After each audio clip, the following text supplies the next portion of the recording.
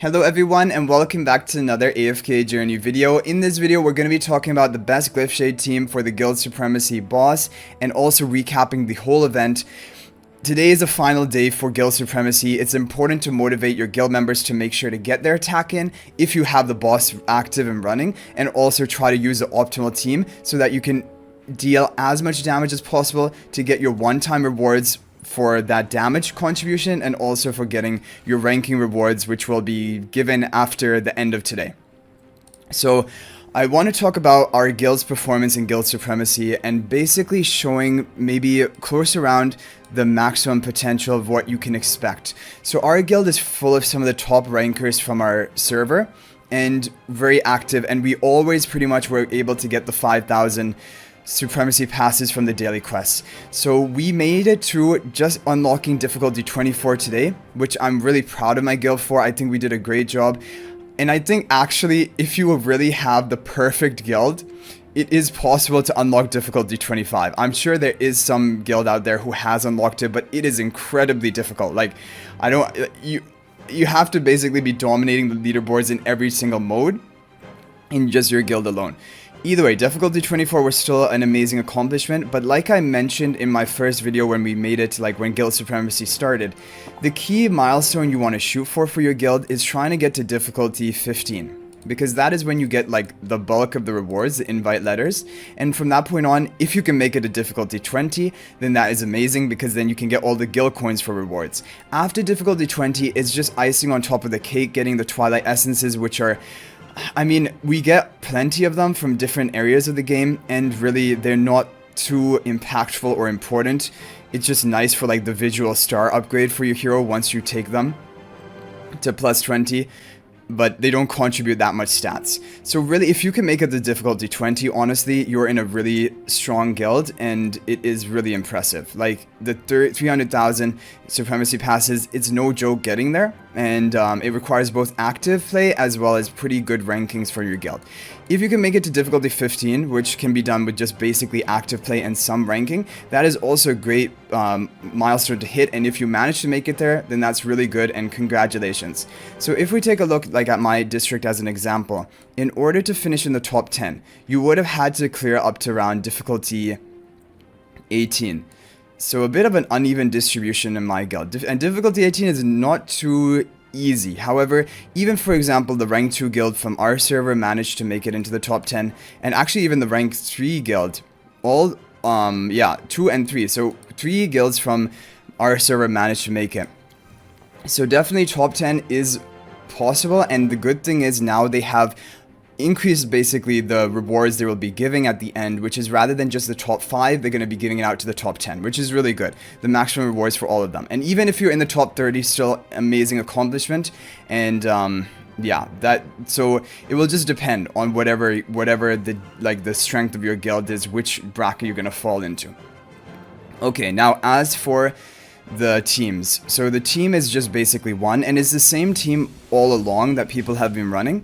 But however, it does a little bit better with the arcane spell as compared to the resonating spell. When we first started out, the resonating spell was the best, but now, like, over time, the arcane spell has become a bit better as we got to higher resonating levels. And of course, if you can upgrade your Wilder faction talents, that is also going to boost your score. So right now, unfortunately, I don't have great upgrades because I'm going all in onto my Primal Lord Mauler team. Previously, I had like really good upgrades of the Wilder faction tree, and that is probably why I was getting pretty good scores in this boss. But let's see, even with, I mean, you just mainly want to get the 2 double buff tiles, and that is the key thing. So the reason for this positioning, and credit for this team goes to Basilisk, who has cooked up so many different teams in various Dream Realm bosses, even Primal Lord. He was the one who came up with the Cassidy idea for Plague Creeper. But you have the Odie and the Lily May on the buff tiles because, of course, those are your 2 main damage dealers. Then you have to run 2 more Wilders to gain the Wilder faction talents, because that boosts the attack speed of your backline. Damage dealers really ramping up Odie's damage. So Brian is great because its charm bonus effect will cause the boss to take increased damage. Parissa is great because she provides an attack speed buff and also a normal attack bonus damage buff to her nearest ally, and that is always going to go on Odie to ramp up his damage. And you have your 2 magic damage dealers here, which are Lily May and Odie, gonna keep proccing the arcane spell to gain the magic defense shred for the boss. So I've motivated my guild members to try and to use this team and also try to attack today.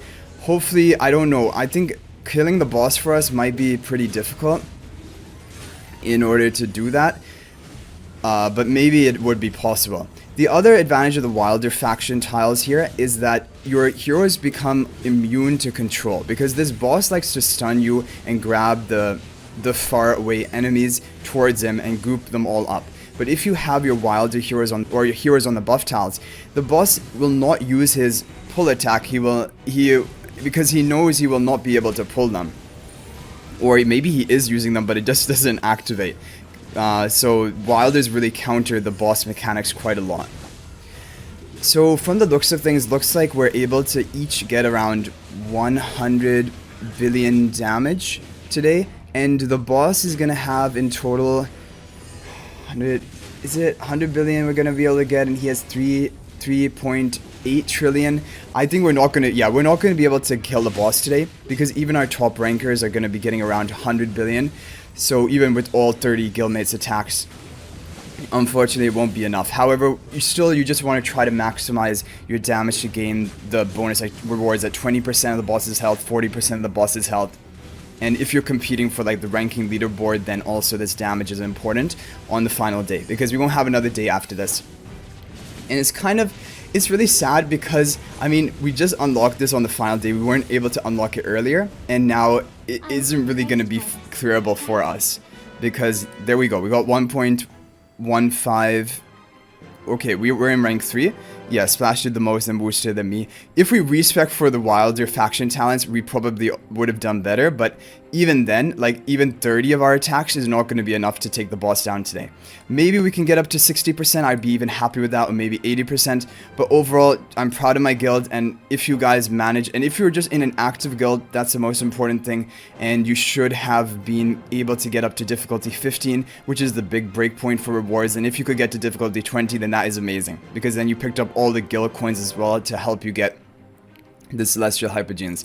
But overall, Guild Supremacy is going to be ending. I wonder if they're going to bring it back, because the Guild Supremacy event began in the Song of Strife season. It began towards the middle of the season. However, this one started pretty much right at the beginning of our... Yeah, it started on pretty much day 1 of this Waves of Intrigue season. So I hope they bring it back, because it's a great way to get more guild coins, and also for the ranking rewards at the end, we're gonna get a bonus guild coins depending on your ranking. So anyway guys, I hope you enjoyed the video. Thank you for watching. I just wanted to basically, it's like a public service announcement to motivate your guild members to attack today, and also use the optimal team just in order to get as high score possible and try to get as many rewards as you can on the final day. But I hope you guys enjoyed the video. Thank you for watching. That is going to be it for this one. I'll hopefully see you guys in the next video, and until then, everyone, peace out for now.